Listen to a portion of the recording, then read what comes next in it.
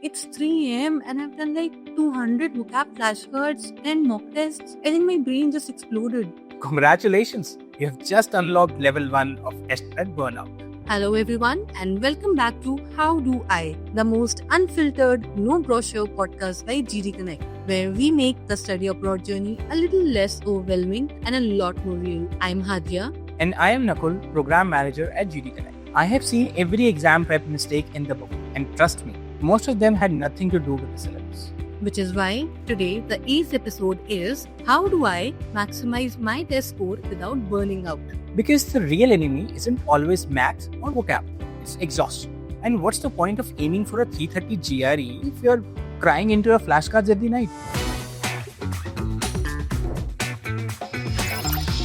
Segment 1, Study Plans That Work.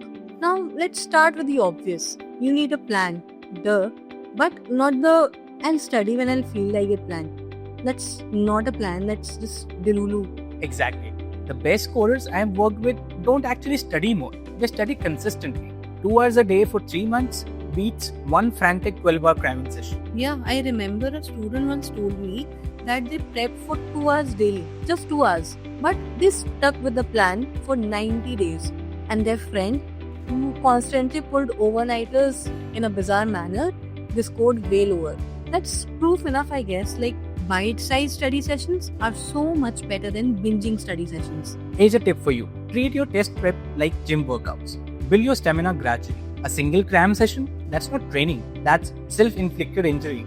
I agree. Segment 2, Prep Resources and Tools. Okay, now talking about resources, the internet has more prep material than Netflix probably has shows. It's overwhelming. So, filter. Start with official practice tests. They mirror the real exam. Then pick 1 or 2 good resources and master them. Yeah, apps like Magoosh, Anki, Quizlet, they make vocab less boring. YouTube has strategy videos for every section. And platforms like GD Connect, they're lifesavers. Exactly. One student shared an online course logging potentials with 2 friends. His line was iconic. 3 brains, 1 budget. So, guys, do not hoard 10 prep books. Just prepare thoroughly with 1 or 2. I think that should be more than enough. Segment 3, Test taking strategies and time management. So, let's say you are prepped, but the test itself is where a lot of people unravel. Yes, strategy matters as much as knowledge. Always time yourself during mocks. Learn when to skip questions and practice with the exact same format. Yeah, as I've been told by many students, the GRE on-screen calculator, it is a little weird. And TOEFL speaking cuts you off mid-sentence. So, if you don't practice these quirks, you may lose easy points. One alum told me, I wasn't great at maths, but I learned to skip smartly. That alone boosted my score. Yeah, I've heard similar stories. And that is why I always say a proper test strategy is like free points. It's not about knowing more, it's about playing the game better. Segment 4, Overcoming Test Anxiety. Now, let's talk about the big elephant in the exam hall.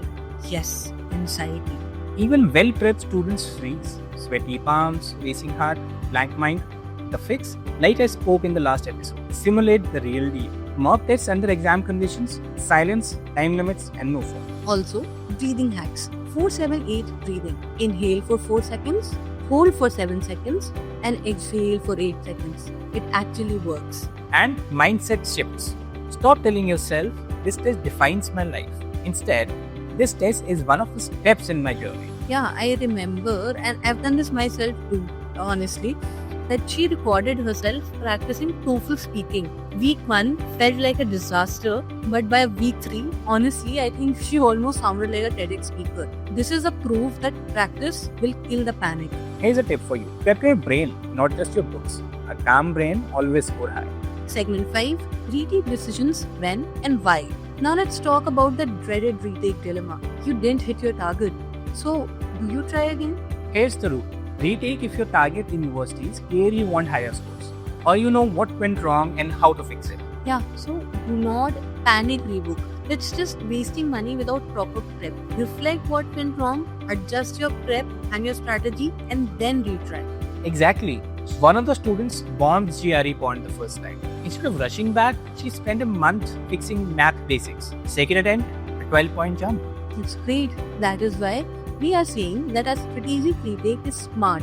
An emotional retake might get expensive and may break your heart again. So, remember, this is how you maximize your test score without burning out. Study consistently, pick the right tools, master your strategy, manage anxiety, and retake only when it makes sense. Yeah, because test prep is not just about exams.